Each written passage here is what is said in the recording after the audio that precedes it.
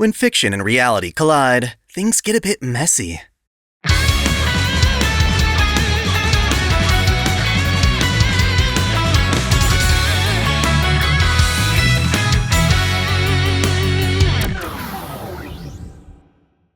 Welcome back to Otaku Daikun. Dai here. For this video, I'd like to talk about a handful of racial issues that have brought about discourse for anime and general media fandom. While these kinds of issues have been known to occur in the past, much of what I'm referring to has arisen in the wake of Black Lives Matter. That said, I need to be abundantly clear. Black Lives Matter, at its core, is about countering police brutality and the racism that persists in America despite the current legal measures taken to ensure equality. While we might appear equal on paper, in practice, the black community still faces plenty of discrimination. The protest to change that is admirable and important. Because of its importance, however, it's necessary for us to critically think about how protest is being conducted to ensure it's in the spirit of the movement's goals. As it relates to us, I believe that anime has the potential to bring people together, to unite various cultures and communities under a single fandom. The incidents I have to bring up are examples of that unity gone awry. Obviously, I'll be giving my opinion on them, but this is a discussion and I highly encourage you to engage with me in the comments. The first topic is the recent accusation against NSFW artist Sakimi-chan. While Sakimi-chan has been under fire from social justice types for a while now, being falsely accused of misogyny, body shaming, and child art, the latest incident is certainly just as ridiculous. Essentially, she's being accused of racism, not by any art or public statements she's made, but rather because of posts she liked on Twitter that criticized the Black Lives Matter rioting. Alright, let's be clear. There's a world of difference between the sincere protesters out there and the criminals who vandalize, loot, or otherwise ruin the livelihoods of innocent people. There seems to be a radical part of the movement that is causing more harm than help. Sure, there are abundant examples of police abusing their power and racially profiling the people they're supposed to protect. This bias is systematic and in serious need of reform, but that doesn't mean all police are evil, as some radical protesters attest to. Ironically, that kind of broad hatred is emblematic of the very racism the movement's about. Bunching people into groups and judging them as a whole is the primary mechanism fueling racism in the first place. As for the rioting, that's just counterproductive. Protesters are fighting the notion that black people are inherently more dangerous or criminal. So how is going out and committing crimes supposed to change that perception? Thus, I think it's perfectly reasonable and rational to be critical of both the generalized hatred of police and the riots. That said, let's take a look at the post Sakimi-chan was attacked for liking. One simply says that the riots have destroyed more innocent black lives in the last month than white police officers have in a decade. Now, certainly, the riots have destroyed innocent people's homes and businesses, fostering an environment of crime that gets folks killed. They destroy the sense of safety and reputation communities have built, provoking law enforcement to be even more vigilant than before. I'm not about to debate the actual numbers, but the riots certainly have had their casualties. Also note that this post is specifically criticizing the riots, and not the movement as a whole. Another post states that the riots stopped being about George Floyd a long time ago. This is also reasonable. You don't prove to people you aren't criminals by committing more crimes. Again, this refers to the riots, and not protesting in general. This post talks about how people scream, "F the police," but then want the police's help when some guy threatens them with a chainsaw. It's a valid point. Our police and justice system are heavily flawed, but writing these services off entirely deprives the populace of well-needed protection. Not all cops are evil. We're trying to fix a broken system, not abolish it entirely. Let's not forget that these posts were cherry-picked from Sakimi-chan's liked posts, which also included positive sentiments regarding the movement and black rights. There's a difference between disagreeing with the movement's message and criticizing its methods. To address her accusations, Sakimi-chan put out a very reasonable statement, apologizing for people being offended, while clarifying in her own words what she thinks of the movement. She states that, indeed, the protests are bringing hope to marginalized people, and that it's the riots in particular that are the issue.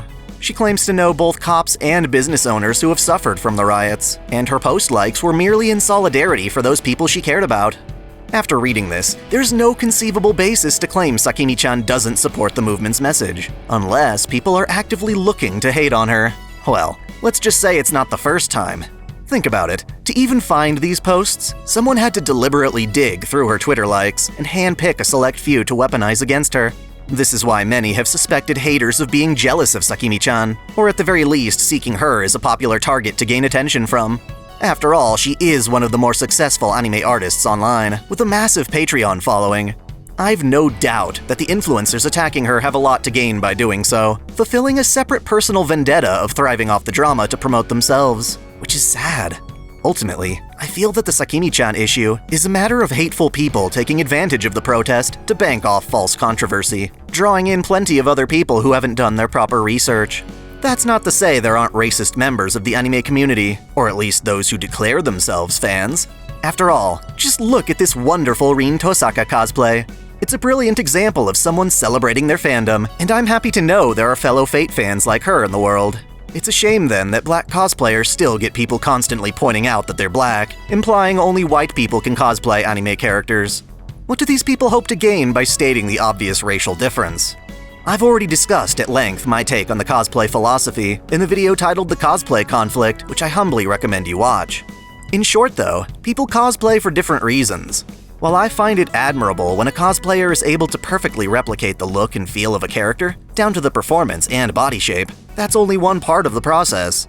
For many, cosplay is a matter of personal expression, a blend of both the character and the person in costume. This is why, much as I don't prefer it, even grown hairy men have a right to walk around conventions dressed as Misty from Pokémon. Basically anyone, regardless of race, age, or gender, is allowed to cosplay whomever they please. The one place where this gets muddy is when people darken their skin to match a character's tone. While I don't think everyone who does it is trying to be offensive, blackface has such a harsh background through minstrelsy that even in more innocent cases, it's seen as offensive, mainly because being black is permanent, and the community suffers genuine prejudice. On the other hand, when a white cosplayer uses makeup to darken their skin, they're usually able to just wash it off at the end of the day without having to endure that prejudice. Thus, it's loosely agreed upon that cosplayers should simply leave their skin alone and cosplay whomever they want as themselves. That said, there still seems to be this debate over where the line is drawn, as tanning is something white people do even outside of cosplay. Is tanning itself racist? Either way, it would be horrible to deny black cosplayers the chance to dress up as white or Asian characters. Their fandom is just as precious as anyone else's, so long as they express it respectfully. Problem is, with so many black cosplayers being disrespected, there's a tendency to overcompensate, to the point where white cosplayers are being pressured not to dress as indigenous characters. This Princess Yue cosplayer, for example, had to make a public apology for daring to dress as a character who in the show Avatar has darker skin. As you can see, there's no tanning or blackface involved. Instead, people are arguing that she simply shouldn't be allowed to cosplay a character of a different ethnicity. The obvious critique against this is that most anime characters are Japanese, so technically neither black, Hispanic, nor Caucasian people would be allowed to share in that part of the fandom. While I can understand why indigenous people take pride in their fictional representation, not wanting other races to steal the characters away from them, at the end of the day it's all fiction, and we're all human. If a black woman can cosplay Rin Tosaka, then a white guy should be able to cosplay Barret or Black Panther. Rather than feeling that a character's race is being bent or violated, we should be happy that people of different races can come together in their enjoyment of a fictional work. As we move out of cosplay and into official production, however, things become more complicated. For instance, Hollywood creators have been making a substantial push for diversity in their casting, going so far as to race-bend characters in live-action adaptations. The live-action Cowboy Bebop will apparently have the white character, Jet Black, an ex-cop mind you, played by a black actor. Ariel is getting the same treatment for the live-action Little Mermaid. Advocates for this casting present a double standard. For Bebop, I mentioned in a previous video that the show's writer insists that Spike be Asian, condemning the casting of Scarlett Johansson in Ghost in the Shell as whitewashing, while unashamedly blackwashing Jet. It seems pretty clear that it's okay for minorities to take white roles, but not the other way around. It's especially odd considering Scarlett was actually praised in Japan for how much she looked like the animated character on screen. Personally, my biggest desire is that actors and actresses look like the characters they're cast as, but issues of representation are clouding that. I think creators have every right and incentive to create diverse characters, but I don't agree that they should be retconning previous icons to do so. If people want to create more jobs for black actors, the most sincere way would be to create more black characters. While cosplay allows for self-expression, live-action adaptations have an obligation to established fans. That's my opinion anyway. Voice acting, however, is a different story. After all, voice acting is the one branch of acting where audiences never see the actor in person. Unless you've put a face to a voice prior, you can only tell so much about an actor from their voice alone. This allows actors of any race, ethnicity, or gender to play literally any type of creature, human or otherwise, and audiences will grow to associate the voice with the character if performed proficiently. That isn't to say that voices aren't sometimes poorly cast, but rather the best voice for a character has literally nothing to do with how the actor looks, or at least it shouldn't. There's been criticism of white actors who play black characters. More famously, the actor Mike Henry has voluntarily stepped down from playing the voice of Cleveland. Not that I really care about that show. Sure, Mike apparently did this on his own, and while I suspect he did so out of social pressures, the issue isn't whether he did, but whether he should have. The same double standard persists. People aren't really advocating voice actors stick exclusively to characters of their same race. Rather, they're just advocating white actors shouldn't be allowed to play black ones. I haven't heard or seen a single complaint about all the talented black actors who've played canonically white characters, such as Jet, Samurai Jack, or even Darth Vader. In an ideal environment, a casting director would accept recorded auditions from hundreds of actors and pick the one they truly feel sounds the best, without any bias about the actor's appearance or status. The voice should speak for itself. To that end, the only racial bias that would come into play is the director's own interpretation of how a character of a certain race should sound. Perhaps they actually want a stereotypical voice, like the gruff machismo of Barrett Wallace, who himself was based off Mr. T. To that end, there's no reason a white guy, or even a deep-voiced woman, couldn't nail it. No, the real issue is that oftentimes casting is not done in this unbiased fashion. Directors are often quick to cast their characters with popular celebrities or people they've already worked with. Anime dubbing is notorious for this. For every character they hold an open audition for, there are dozens of others just passed around as studio's regulars like they're all part of the same troupe. I can't fully condemn this. Certain actors have the potential to bring in sales, and the more rapport between an actor and their director, the more consistent and efficient their work will be. That has its merits, and I don't mean to shame the actors for being popular per se. We just have to admit that, in most cases, the person playing the role isn't necessarily the best person out there for the part, but rather the most coveted choice from a handful of more realistic, available, or profitable options. To that end, yeah, it's quite possible there are black actors losing out on roles, not because they're wrong for the part, but because certain white competitors happen to have more star power or industry connections. How frequently this happens, however, I'd be unable to confirm without extensive research beyond my limited reach. The last bit I want to talk about pertains to the actual studios in Japan. The obvious truth is that anime has so few black characters because Japan is so homogenized. As a result, Japanese creators just don't have a lot of incentive or experience to genuinely envision the kinds of characters the rest of the world might want to see. Personally, I'm okay with that. Creators need to work within their passion, and shouldn't feel pressured to create things they don't want to. As a result, when anime does feature a black character, they're more likely to be of higher quality and consideration.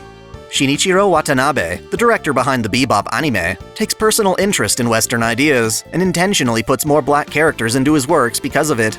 They tend to be way better characters than if they'd just been shoved in for diversity's sake. To wrap everything up, the heightened tension of Black Lives Matter has gotten much of the world genuinely debating matters of race, which is a wonderful thing. When it comes to representation and drama surrounding fictional media, however, fans have a tendency to get defensive. In response to racist bigotry online, people have become quick to condemn others for having moderate viewpoints. While defending black cosplayers, some have gone too far in vilifying white cosplayers. In order to include more black actors, creators are robbing iconic characters of their former identity, rather than inventing new original characters. And people have begun to argue about voice acting based on what a white or black person should sound like. These are all unintended consequences of a sincere effort to improve conditions in the US, but parts of it have pulled us apart rather than together. Japan has its own share of racism, for sure, but in general most creators want to stick to what they know, what inspires them. And we should celebrate diversity when we see it without demanding it. Most of all, we should be using anime as a chance to unite us under a mutual fandom. Well, what do you think? Thanks for watching! If you enjoy this channel, help me beat the algorithm by liking, commenting, and sharing the video, subscribing to Otaku Daikun, and, most of all, smashing that notification bell so you don't miss out on all of my anime discussion, lore, or Let's Play content. If you want to support me directly, there are now 3 ways that all provide the same benefits. You can click Join here on YouTube, or join Patreon or Subscribestar for access to exclusive vids and early access. As always, celebrate your fandom!